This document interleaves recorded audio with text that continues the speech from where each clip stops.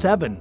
Cemeterio de Navios. If you drive about 30 minutes north of Luanda, Angola, you will eventually see something strange. A beach full of old, rusty ships. A few are on the sand with others sticking out of the water. It looks like something from a post-apocalyptic world. The locals call this place Cemeterio de Navios, or the ship cemetery. There are different stories about how the ships got here. Some say they were trying to deliver goods to Luanda before there was an actual port there. With nowhere to safely dock and unload, many ships got stuck or crashed during storms or high waves. When the port of Luanda finally opened in 2002, after a long civil war ended in Angola, these ships were forgotten and simply left behind. Other people say this beach has always been a place where unwanted ships were dumped since as far back as the 1960s. Some of these boats were broken or old and no longer usable. Others were hit or sunk during the war and then brought here afterwards. This place is not really a tourist attraction.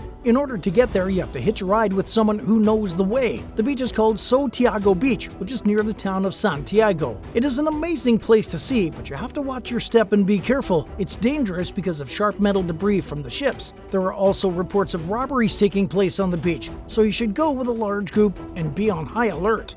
6.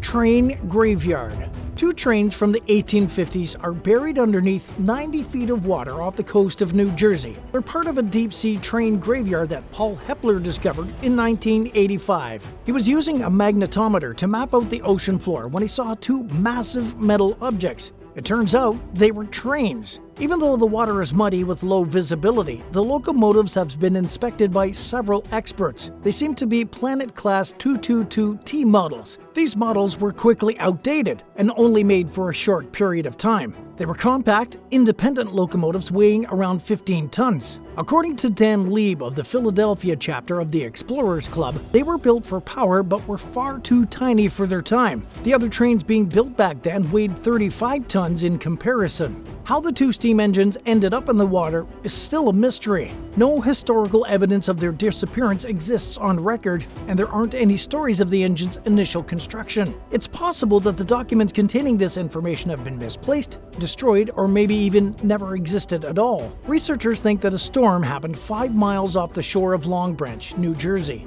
The trains probably fell from the ship when they were being transported from Boston to the mid-Atlantic aboard a barge. They either accidentally fell off during the extreme weather or they were pushed off on purpose to lessen the burden and save the ship from sinking. Regardless of how the 2 trains ended up where they did, they've stayed put, covered in rust and barnacles for about 160 years. They seem to be in good shape despite this. The trains are so beautifully maintained that there is a plan to refurbish and raise the locomotives out of the water one day. In order to accomplish that, Mr. Lieb, the project's director, is collaborating with the New Jersey Museum of Transportation. The restoration would benefit not only train fans but also historians and scholars who wish to examine a unique engine model and the materials and construction techniques used to make it. Would you want to see these trains in person? Let us know in the comments and be sure to subscribe if you like the video so far.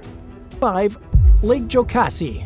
Lake Jocassee in upstate South Carolina is a leisure lover's paradise. According to a 2012 survey by National Geographic, which the Jocassee Gorges ranked number 9 on the list of 50 of the world's greatest places, this rich 7,500-acre lake is largely considered one of the world's most beautiful places. In 1973, the state and Duke Power worked together to build the artificial lake. Visitors from all over now come to this attraction, located at Devil's Fork State Park. The lake is known for its cold, pure water from Appalachian Mountain rivers pouring into it. There are also multiple breathtaking waterfalls that flow directly into the lake. Lake Jocassee, despite all of its beauty, holds some mysteries. The lake is 300 feet deep, and there are many things buried there. Some objects were left in place when Duke Electricity built the Jocassee Dam and later filled the lake. The Atakula Lodge is one example of this. The site once served as tourist housing and a camp for young women visiting the Jocassee Valley, but the lodge was drowned in over 100 feet of water 40 years ago. The same thing happened to Mount Carmel Cemetery. This cemetery may seem familiar. It was actually featured in a movie called Deliverance. Before the reservoir was filled, the scenes for this video were quickly captured on camera. It served as a haunting reminder of the sacrifices made by the people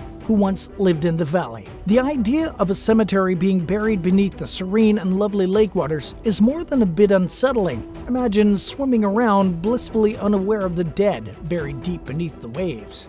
or a 7,000-year-old underwater grave. A group of Florida natives chose a small pond as a burial location over 7,000 years ago. Archaeologists believe they would have buried the bodies in water. The pond had a peaty bottom, and ancient people marked the burial with pointed stakes that protruded just above the water. At this specific pond, at least 6 individuals were laid to rest. Gravestones were first discovered in June 2016 and were more than 20 feet below the water's surface. Divers frequently search undersea deposits in this region of Florida's west coast. One of them even hauled out a human jawbone from the ocean floor. After realizing what he found, he submitted the find to the state's Bureau of Archaeological Research. This led to the discovery of the pond cemetery. The one tooth in the jaw gave away the fact that it belonged to a human who lived centuries ago. At the site, archaeologists have since discovered cloth remnants, burial stakes, and other human bones. The peat bottom helped preserve the remains, although it is widely believed that sites like this, which have long been encroached upon by the sea, have likely been destroyed by storms and other severe weather conditions. The Seminole tribe and the state are working together to guarantee that the ancient people's remains are handled with the utmost respect. In order to warn boaters and divers away from the graves that have stayed undiscovered for so long, buoys are used to indicate the long-forgotten underwater burial grounds. Number 3. A sunken cemetery. Camiguin Island is a small province in the Philippines known for its natural beauty and rich culture. One of its most famous attractions is the Sunken Cemetery, a place where hundreds of people were buried before a volcanic eruption caused it to sink deep below sea level in the 1870s. The site is a unique and fascinating attraction that reflects both the natural and cultural heritage of the island. The volcanic eruption in 1871 changed the landscape and the lives of many people on Camiguin Island. The eruption of Mount Vulcan Dawn formed a new landmass that pushed the old town of Cataraman and its cemetery into the sea. The eruption also killed countless people and destroyed buildings and crops. The Sunken Cemetery represents a tragic event that affected the history and the future of Camiguin. The cemetery is marked by a giant white cross floating on a pontoon out in the bay. The cross was first erected in 1982 by the local government to commemorate those who died in the eruption and to serve as a landmark for tourists to visit. The cross symbolizes both a memorial for those who perished and a sign of hope for anyone that survived. The cross also creates a striking contrast between the blue sea and the green hills, making it an iconic site. The landmark is a popular spot for snorkeling and diving, as it offers visitors a chance to explore an underwater world full of coral,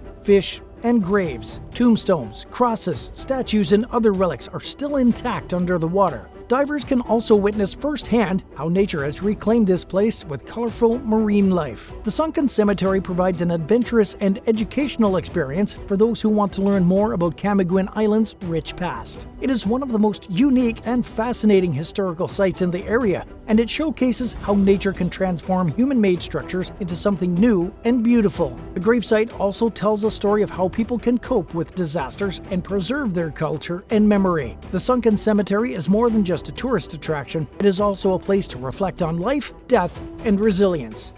2. Neptune Memorial Reef. An underwater columbarium known as the Neptune Memorial Reef gives a special opportunity to honor loved ones. The reef, which is 40 feet underwater and 3.25 miles east of Miami, Florida, mimics a lost metropolis modeled after Atlantis. It can hold up to 125,000 human remains. The artificial reef supports biodiversity and marine life on top of being a place of burial. Gary Levine came up with the idea for the Neptune Memorial Reef, and Kim Brandell made the final product. The project, which started in 2007, was initially supposed to span 16 acres of ocean floor. The scale was cut back and delayed due to environmental and legal issues. The reef's initial phase was finished in 2012. More structures and features were added to the reef during the second phase, which started in 2019. The reef will cover 2 acres when finished, with a projected date of 2023. The Neptune Society, which oversees the reef, gives customers a number of alternatives for dispersing cremated remains there. With a variety of features like gates, columns, sculptures, seats, and inscriptions, the Neptune Memorial Memorial Reef is built to represent a lost city. The buildings are made out of concrete mixed with cremated ashes and set out on a foundation of limestone rocks. Neptune Park, Sea Stars Plaza, and Lion's Den are a few of the diverse areas that make up the site. Each area offers several alternatives for memorialization and has a unique theme. A 9-foot-tall statue of Neptune, for instance, is surrounded by benches and plaques in Neptune Park.